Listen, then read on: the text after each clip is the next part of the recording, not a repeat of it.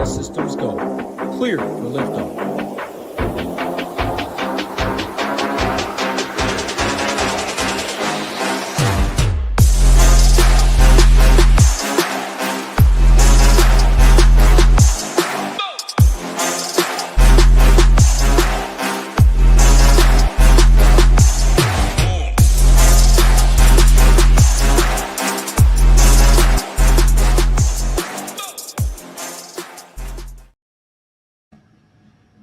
Hey, what's going on, everyone? This is Sheets, and we're going to take a look back at some of the contests we've been tracking, both Survivor Pool and Survivor leading into playoffs. It's still a Survivor Pool, but it's a little different thing. We're going to talk about some of the big splash contests. We're going to talk about one big Survivor Sweat contest and kind of wrap it up. Tomorrow in the premium show, we're going to get really into the weeds and think about how we want to approach the upcoming weeks, especially with these hybrid pools that lead into the playoffs. You got to be really careful. Number one, not to obviously play teams that you're going to want to use in the playoffs, but you also sort of want to start setting up your bracket to make sure that you're going to have all legal picks throughout the rest of the contest.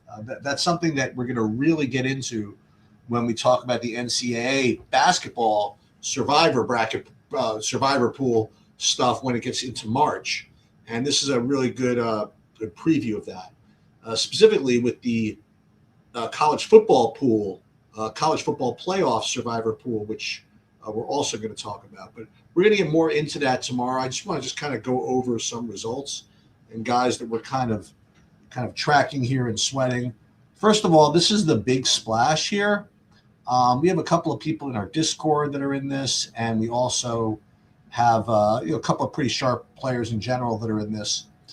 And last week, the one team that lost, that really impacted anybody was Detroit. But the thing is that most people already burned them. The other guys that got knocked out were people that played Kansas City. I don't know if anybody would play them against Houston or whatever, but if they against Tennessee, but they ran out of teams. There's not much to do, right? So they were like only a 3.5 point favorite. So what else can you do? And we had a couple of Cincinnati's. They went down. And a lot of people just kind of ran out of teams. The Cincinnati actually won. So remember, you did have to pick two. So it was a little bit difficult. But Detroit was the real team that, I would have recommended that ended up going down. So in this big splash, it's 2.5 million for first, and we're down to 12.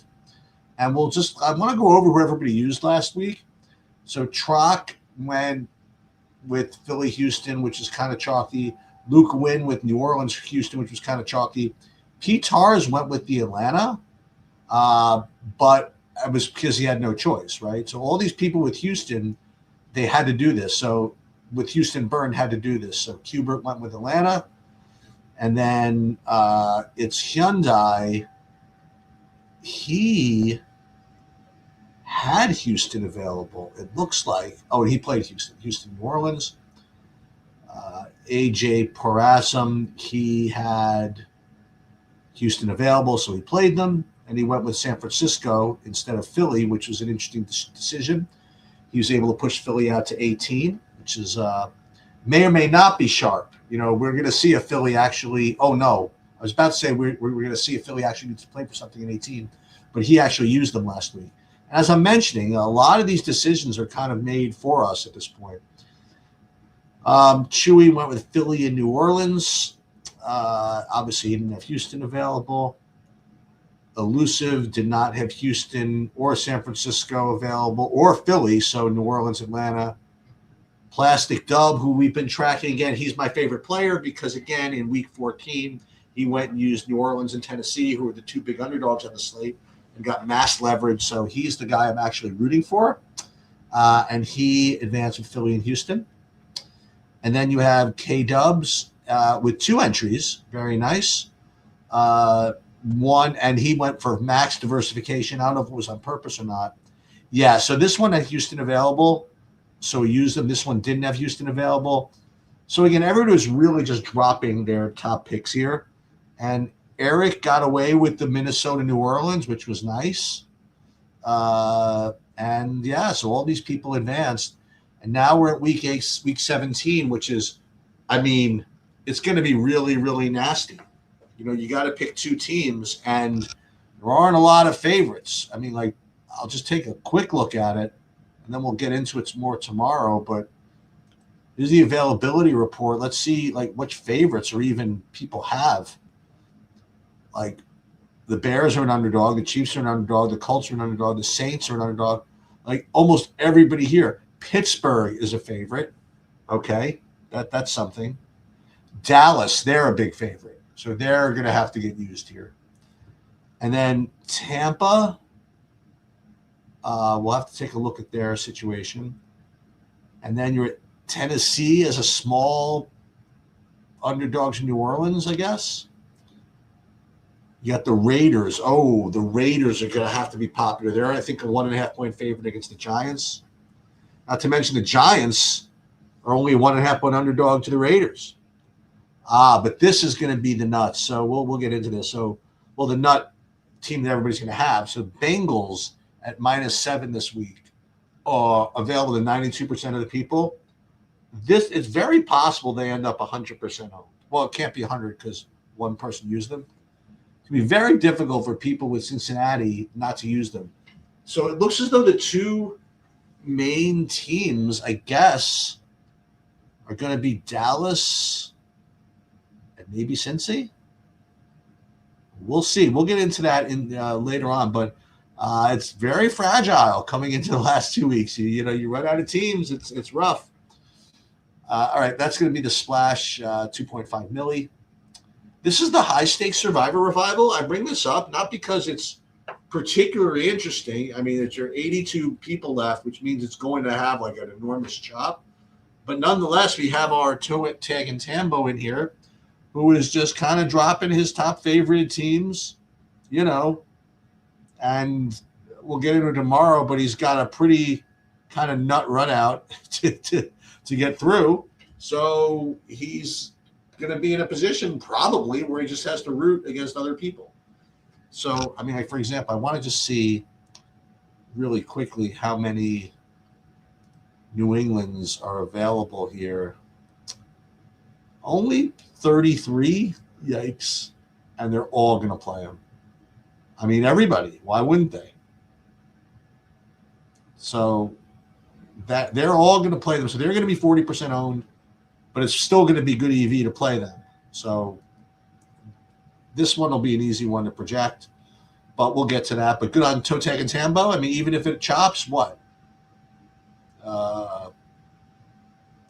Even if it chops 40 ways, that's something. It's 10 grand, whatever this was. Better than losing. All right, we'll get rid of that one for now. Now we have 3 tournaments that I'm in that I think are pretty interesting. One is this hybrid playoff pool one. And what this is, again, is it requires you to make 2 picks a week in the regular season, starting last week. And then when you get to the wild card round, you have to pick 2 teams there, and then 1 in the divisional round, 1 in the conference championships, and 1 in the Super Bowl. So you have to walk this line between playing teams that you think are going to win and playing teams that you're going to want to use in the playoffs. So I actually got 7 entries through with, a good combination of New Orleans, who we know is not going to be in the playoffs, with Minnesota, who we know is not going to be in the playoffs, with some teams that just had big winning chances that I just, you have to take somebody. So I played a bunch of Houston, so I'm kind of hoping that they don't do anything in the playoffs. But we'll get into how to approach this because it's pretty complicated. This one is, oh, wow, 4 people got knocked out than I thought. So it's down to 352 out of 808. And this is a tough one because you got to get through all these double pick weeks and have your brackets meld. So it's going to be an interesting tournament to sweat, and it really does challenge your brain quite a bit, and it will prep you for this NCAA stuff. Okay, so that one's good. This one is the Survivor Sweat, which is basically a hybrid between the circle rules and this playoff contest. So what this does is you have to pick one team per week, starting, I think it was last week. However, this week in Christmas time, you have to pick two teams. One has to come from the Christmas Day slate. So it's got to be either Dallas, Washington, Denver, Kansas City, Detroit, or Minnesota. And then another pick from this week, then 1 and 18, you 1 and 18, and then in the playoffs, one per round. So we got through with two entries here. We used Houston in both of them. And we're going to have to make two picks this week. We're going to have to play somebody from the Christmas Day slate, and we'll talk about that. And then we are going to have to play someone from the regular main slate. So we'll get into that. And this one lost, a decent amount of people. This is, I think, down to maybe like 200 or so. And again, this is going to be very, very challenging when this gets into the playoffs and you have to kind of massage your brackets a little bit. And this last one is the playoff survivor pool, the CFB playoff survivor pool. And I just put some dummy lineups in here, these dummy picks in here. Maybe we'll actually play these, but we'll talk about this. We have a while to think about this one because the next round isn't until the 31st. But this one is very challenging because even though it's only a handful of teams, you have to pick two teams in the first two rounds and then still make sure that you have a path to victory. Okay, so you have to be able to make two picks around and have teams that you haven't used yet eligible for the championship round. So it's not easy. It probably will end up chopping, but it's not going to be as brutal as you think. So what we did last week is we played guys from the opposite side of the bracket. We played Ole Miss here, and we played Oregon here. And they were really big favorites. But they are not like locks in their next games. That's, kind of what you want to use. And again, it's very important, as we'll discuss, to play teams on opposite sides of the brackets, if at all possible. And surprisingly, we lost like 50% of the people last week. We had a lot of people that took that went for this A&M game. A lot of people went for this Oklahoma game. So we lost like 48% of the people taking shots at the less, favorited teams, to butcher a phrase. So I was very surprised. I thought that Ole Miss and Oregon would be like 80% owned each, and I'd kind of figure out how to get different later. But we really did lose 50% of the field, which is good for us. So there is a very important way to handle the second round, which I guess I'll get to tomorrow. But if not, I'll certainly do in time for next week. But again, it's a very important type of pool to train yourself, especially for these NCAA things. And this is $250K guaranteed, but I mean, there's just no way that this is going to be $250K. I'm guessing 30-way chop, maybe 20-way. I don't know. It's hard, though. It's hard to make sure that your brackets kind of work. It's hard to make sure you get these legal picks. But we'll talk about it. And again, that's really all I wanted to get into. And just to let you guys know that I am going to be continuing to do these things until these playoff pools kind of end. And then we'll have a little bit of a break maybe, but maybe not, because maybe we'll spend a little bit of time on these golf one and dones. Really want to make this pool channel kind of like year round and make it work, not just NFL Survivor.